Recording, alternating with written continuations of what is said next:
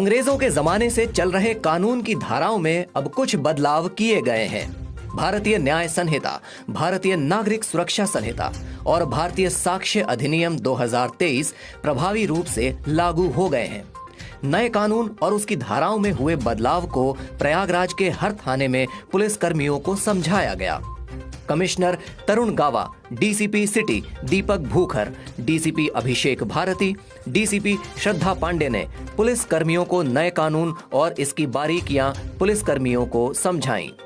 इस मौके पर सिविल लाइंस थाने में डीसीपी दीपक भूखर ने लोगों को पहले की 307 और 323 जैसी धाराओं के बदले स्वरूप पर जानकारी दी और ये समझाया कि पुलिस का सहयोग जनता को हमेशा मिलता रहेगा।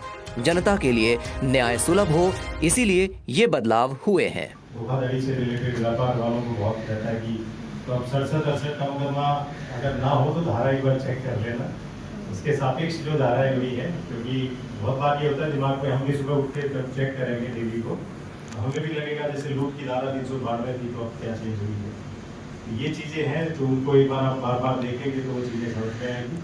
एक चीज़ ये जरूर है कि जो आईपीसी अब 1 जुलाई से पहले तक लागू थी, तो आपके जितने भी ट्रायल अभी चल रहे हैं कोर्ट्स में, वो पुराने ही जो कानून है उसके तहत ही चलेंगे। जैसे पुनर्विवेचना 173(8) में आप ऑर्डर करवाते हैं, अगर वो नहीं है कि इस केसेस में एफआईआर लग गई किसी केस में, तो अगर उनकी भी फिर से विवेचना अगर होती है तो पुराने कानून के तहत ही होगी। तो कुछ टाइम तक, जब तक ये ट्रायल चलेगी पुराने केसेस की, तो हमें दोनों जो आईपीसी, सीआरपीसी और इंडियन एविडेंस है और फिर उसके सापेक्ष में ये सारे जो बीएनएस भी, भारतीय सुरक्षा नागरिक सुरक्षा संहिता या भारतीय ये साक्ष्य अधिनियम, ये सारे आपको याद करके रखने पड़ेंगे। ये एफर्ट आपकी तरफ से रहेगा और पुलिस का भी आप इसमें। आज प्रयागराज में बदले हुए कानून के तहत अभी तक 2 एफआईआर भी दर्ज हुई है।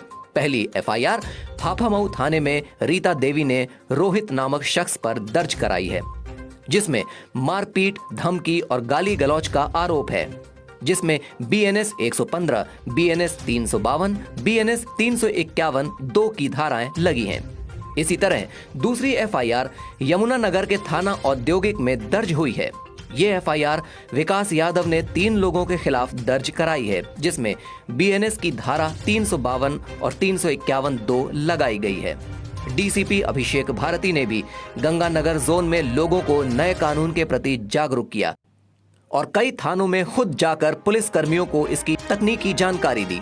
इसी तरह यमुनानगर में डीसीपी श्रद्धा पांडे ने भी भारतीय न्याय संहिता के तीनों स्वरूपों को विस्तार से थाने के 3 कर्मियों और आम लोगों को समझाया। इस मौके पर श्रद्धा पांडे ने बताया कि ऑनलाइन एफआईआर दर्ज होने के बाद विवेचना की प्रगति भी ऑनलाइन होगी, ताकि पीड़ित को पूरी जानकारी मिल सके। प्रयागराज में जो सिटी जोन है उसमें जितने भी थाने थे उसमें आज, क्योंकि 1 जुलाई से ये नए कानून जो हैं वो लागू हुए हैं, इसी के दृष्टिगत जो सिटीजन्स हैं उनके साथ, जो संभ्रांत व्यक्ति हैं उन सभी के साथ थानों पे एक प्रोग्राम जो है वो आयोजित किए गए हैं, जिसमें उनको, जितने भी सिटीजन्स हैं उनको अवगत कराया गया है नए कानूनों के बारे में और कैसे नए चेंजेज आए हैं उनके बारे में भी उनको बताया गया है।